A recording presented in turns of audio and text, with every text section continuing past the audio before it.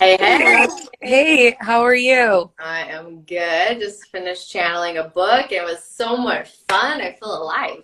Yeah, I caught the tail end. That was exciting. That was a fun one for sure. How So are I you want today? I wanted I'm good. I wanted to bring you on because I've been doing these lives around each of the chapters of my books. And this chapter is called Replenishing Your Soul, Replenishing Our Soul. And I think, I listened to it again this morning. That's kind of how I'm doing this and going through them. And I thought, like, who perfect to go on live with me than the person who taught me a lot of the practices and is still giving me some of those practices today with your morning and your night practices. And so, in this chapter, I talk about um, a vision that I had where God told me that I needed to be. He took me to, or his divine mother took me to a pond, and she said, "You need to be more like a duck than a fish. A duck will eat and take up whatever is given to it, whereas a fish will only eat when it's hungry." And the analogy was to my faith, that I would only come to my faith when I really needed something, when I had something that, when I really felt like I was in trouble, I was in despair, like then I would go to God and ask for help. But everyday life, I didn't have that faith, and I didn't have that those spiritual practices to kind of replenish my soul, to give me that energy, and that I needed to do that more. Mm, And in the book, what I received was that we actually have to live in faith like we live in our houses. And so, it's not something we do, it's something that we live in all the time to fill up our souls, to fill up our energy, to give us the space and what we need in our lives. wow. Oh my gosh, that's so beautiful, Jessica. I can't wait to get to this chapter. Yeah, it's well, and so one of my favorites is I talk about how in the world today we spend so much time accumulating things, stuff, activities, things that we do, and not as much on our actual soul growth. And so this is the poem. This is my favorite poem in this section. So I always read a poem in one of these. So I'll share this one. So this is Soul Wealth. The Mm. only thing we take with us from this earth is the soul we were given at birth. In life, we accumulate so many things, but the truth is, we aren't able to take anything. Only our souls filled by our years, by the experience, knowledge, laughter, and tears, by whom we've loved and who we've lost, by what we've done and what it's cost, by how we've lived and how it felt, by where we've been and what we were dealt. These are what create good health and what give us soul wealth. Oh my gosh. Did you even know that you were a poet before you wrote this I book? didn't. No, no, You're like God. an amazing Yeah. poet. God gave me all of these things. So, obviously your practices played a key role in this. And I'd love for you to talk about just like how you got started with your sacred space and your, daily, spiritual practices to really like fill up your soul. Well, I'm honored. I'm always honored to work with you. And we've had quite an extraordinary journey in so many ways. My path actually started with Think and Grow Rich. It was 5 years ago. I started reading Think and Grow Rich. And I think I actually was reading The Miracle Morning, which was a book on teaching you how to create a morning practice. And Think and Grow Rich became the book that I was reading in my Miracle Morning, and my life began to accelerate in ways that I never even knew was possible, just from having a distinct morning practice. And it was very rigid at the beginning, right? It was very rigid, and I did exactly what the Miracle Morning book taught me. But the rigidity, like the rigidness, created boundaries, and it helped me stay in momentum. And then it just began this beautiful practice where I understood the sanctity of a sacred space and a practice that happened in it every morning. And so then I began to just kind of ask God, like, how do I create space? And then I was shown like, okay, we're going to clean the energy of the room. We're going to dedicate it for the communion with God, for the connection of listening and hearing God. And then I began to just create practices. I had been healing as I might, before I was published, before all this stuff, I actually was just like a healer. I just healed people. That sounds weird. That sounds really awkward, but I was an energy healer, and people would come and I had this whole healing practice. And I was like, there's got to be a practice that people can heal themselves. Like, I'm not it. I'm not the source. Everybody's a healer. So then that's when I created the Awaken program, which teaches people how to heal themselves. And then I stopped healing. I was like, I'm not a healer. Like, I don't want to be the source. I want people to be the source of their healing. And so then healing became a part of my healing practice. In the morning, I would work with God, and then I would ask what needs to be healed. So it's just been this beautiful transformation over time. And then when I wanted to really up level in life, I created an evening practice. And the morning and the evening, whew, it's fire. So magical. I mean, I've been doing your videos on YouTube every night and every morning. Occasionally, I have to admit, I've fallen asleep like towards the end. Like I'm like doing it right before I go to bed, and then it's like, okay, well, God had a plan there. I'm just gonna let that be the end. But like the sound healing and stuff is so nourishing, first thing in the morning and at night like that. To kind of bookend your day and to bring yourself back to that. What's interesting is, I track my sleep and everything. Yeah. When I do those practices, I get better sleep overnight. I get deeper and better sleep from, taking the time, and it's not necessarily what you do. It's the time together and the focus and the self-work. So thank you for doing those videos every day. Those are fire. If people have not seen your videos, they need to go to Kira Polson's YouTube channel and check out those videos, because they are just amazing. Thank you. I never ever thought I would have the capacity to do 2 videos a day, edit them and throw them up on YouTube. But doing these videos, it's a non-negotiable. Where like before, my evening practice wasn't a non-negotiable. Morning practice always. Like I never miss a morning practice. But evening, it was like, does this really matter? But when I created like the intention that I was going to do a morning and evening, holy cow, the evening practice, my nervous system at the end of a day is so shot. And so to go in and nourish it and love on it with sound, with chanting, with visions, like whew, my capacity to hold my business and my 5 kids expanded 100 times just from adding that evening one in. One of the things I loved as I started your practices, I started with Sacred Space, which was so powerful and has kind of a funny, I don't know if you remember the story behind it, but I did the Sacred Space, and I like made the dedication, like, show me where my sacred space is going to be. And that night, our front room had been kind of a mess because I'd had my twins in there while they were young on the first floor with me.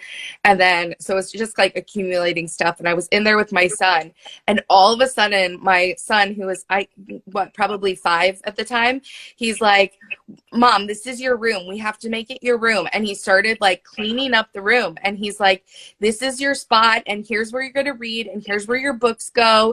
And I kept like being like, Wyatt, stop. What are you doing? Like, let's play with Legos. Like, what are you doing over there? And he was like, no, Mom, like we need. And then all of a sudden it was like, oh my gosh, Wyatt's creating my sacred space. He's decided this is the room. And to this day, I mean, he still that's Mom's room. That's Mom's space. Like, and he's got a little corner of it so he can come be in the room too if he wants to. And it's funny because it started as a total mess room. And then I like had a chair, and then I got a bookshelf. And then now I have a whole curio cabinet that has all of my special things in it and crystals. And then I got a whole special shelf to put all the things that I now have, all my different like decks and books and things that I use in my spiritual practice. So it's really become this like incredibly like beautiful special room. And it all started because my son's like, Mom, you need a room. And he had no idea. He had No. no idea. But your angels were just working through them, right? Yeah, yeah. They're just working through them, showing you what needed to be done. That's a beautiful story, Jessica. Well, I love that your practices, like I did Sacred Space and then the Awaken. And one of the things I loved about the Awaken is how it started you so slow and built upon it. So you were like really getting used to working with each chakra as you went through it and really processing. And it's a lot of breathing and just a lot of self-awareness. And I don't know, I'm not like great at creating habits in my life in general. Like I'm my attention jumps around and, I like change a lot. And so I think the only reason that practice stuck so well was because of how you did it so great. You're like 7 days on this and 7 days on this. And so it really, like, by the time I was done doing it, I'd been doing it for a really long time. Yeah. And then you can't not. You can't. Right? It's like you can't not brush your teeth now. Like, it's disgusting.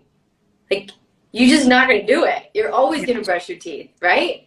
And that's what happens is when we create a morning practice, especially when we create a morning practice with so much intention, right? Not just like, okay, I'm going to get up and I'm going to go for a walk, which is fine, and all these things. But it's like, no, like this place is for me to hear my divine self, to hear God, to work with my angels, to be in my highest vibration, and to receive what needs to happen today. Whew, like we just landed a crater in our world, and you can't not live with that anymore. Well, and nor should you not, right? Because that's like what I received in this chapter around soul replenishment that was so powerful is that, how can you not make time for the only thing that's going to stay with you always? The only thing that is always going to be with you is your own soul, is what's inside of you. Like other people come and go, things come and go. Ultimately, we don't get to take anything with us physically when we leave this earth. We only get our souls. And so to spend time on our souls and to spend time, I love the analogy of living in my faith like I'm living in my house. Like it is not just a thing I do. It's not just going to church and then I check out. It is all the time. And I have to be consciously paying attention to that centeredness or that soul within me. And am I doing it good or am I doing it harm? That's so good. It's so good. I love it. Well, and I think a lot of people tend to treat their soul work as like a bank. Like, let me just make a deposit here and or I'm just going to do a little bit, and not as something that like they keep filling up, not as something that they're really paying attention to on a regular basis. Well, and also it's like for some reason we think it's dessert. Like, oh, okay, I'm going to do meditation today when I'm done with my whole day. And if I get all my chores done, or if I finish my emails, or like bull crap. Like this is the meat. Like everything else is fluff. This is the nourishment. Us going in and, like I bought a $500 tent. It's not expensive. $500 tent. Well, I mean, it is, but it's also not when it's like, I use it every single morning, every single night. It's my space. I have 5 kids. There's nowhere in my home that's my space. Nowhere.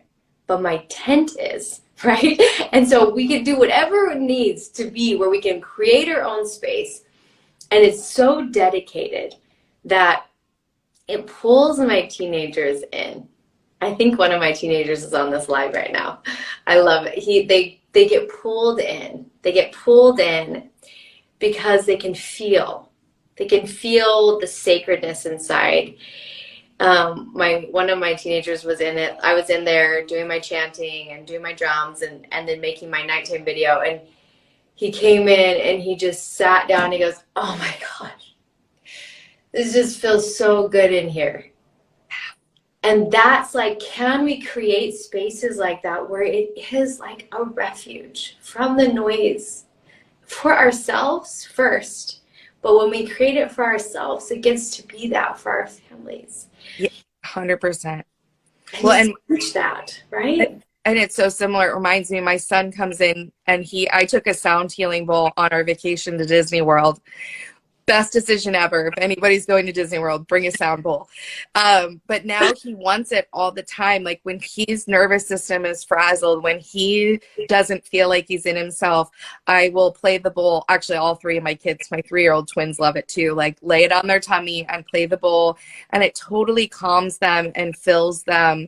And yeah, just to have that space. I mean, that's so beautiful, Kira, that they are like drawn to that. And what a positive way for your kids, your teenagers, to be drawn to you and wanting to spend time with you is in a sacred, soul fulfilling space. Yeah. Something that most of us probably didn't do with our parents. We associated going to church. For me, it was the front pew of freaking church every Sunday, and it was torture. It was awful. Like I hated my parents for it. It wasn't something that like I wanted to come into their sacred tent and feel that energy. Yeah. It's so powerful.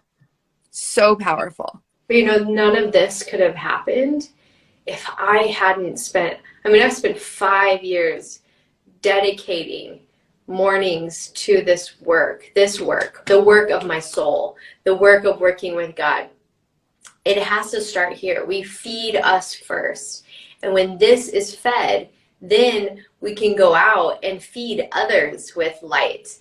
But this is non-negotiable. Like creating that is in a world of so much noise and so much chaos, and our nervous systems are at a bazillion% fried because that's how life is, right? And maybe we have trauma in the background. Well, our nervous system's already shot. So we got a nervous system that's shot from trauma. Now we have a nervous system that's shot because we are inundated with noise and social media and carpool and bills and feeding humans, right? Like,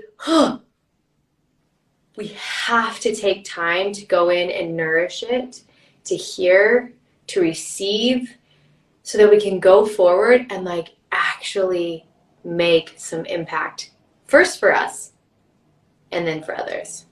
Yeah, absolutely. And I don't know if you remember when you and I first met, I was like, I don't think I can do faith stuff. I was like, I'll do everything else, but like, I'm not really, like, I'm religious. I believe in God, but like faith, it's not like, it's not on my, and now I've written an entire book that is received by God, divine insights from God. I did not want to write this book. God told me I had to write this book, and it is, and my whole life's changed so much better. I take care of my soul, and I do my sacred space, and I do my practices, and I live. And the best part about all this is I'm a performance person, right? I like to work with workplaces and people to help them get to their best performance. You don't perform at your best unless you're taking care of your soul inside. You can achieve so much more and do so much more than you ever imagined when you tap into that like infinite source of wisdom, energy, and faith that can pour into you and nourish you. So I want to thank you, Kira, for jumping on this this Instagram live to talk about my book. For those of you, again, this is so fun. Yeah, it's you know, you and I jam so well together, and I just am so honored to be your publisher. First of all, yes, thank you for choosing Freedom House. I love Freedom House. And then I get to work with you in my mentorship program, right? Like it's been the most growing experience for both of us. Absolutely. And it's been such a joy. You're an extraordinary human. You're going to go out and, I mean, you're going to be the freaking president one day, so it's fine. well, we'll see. We'll see. I say so. But yeah. You're going to change this world, Jessica. That I would like to do. There's a lot, and I think starting with our souls, starting with taking care of us inside. You know, you look at the brokenness in the world, that and the hatred and the anger and the bitterness and the fighting and that all comes from not being well nourished inside. Because when we're taken care of inside, we don't feel that desire to jump into fights and argue and get into conflict with other people. So, you know, there's nothing more important than taking care of our soul. So definitely, Kara, I'll have you on for another chapter. You can pick which one you like the best. And we should do a live when we go to Arizona together in 2 weeks. Yeah, let's definitely. do that. Okay, Absolutely. all right, I gotta run. Love you. All right. Bye, everybody. Thank you for jumping on today to talk about my book by Kara. And I'll go live again starting on Monday to talk about the next chapter. If you haven't gotten my new book, Fiercely Cherished Beings, it is fantastic. Talks about my whole journey over the last year and learning to cherish and take care of myself in ways that I never had before. Have a wonderful and blessed Friday and a fantastic Labor Day weekend. Bye, everybody. Always keep evolving.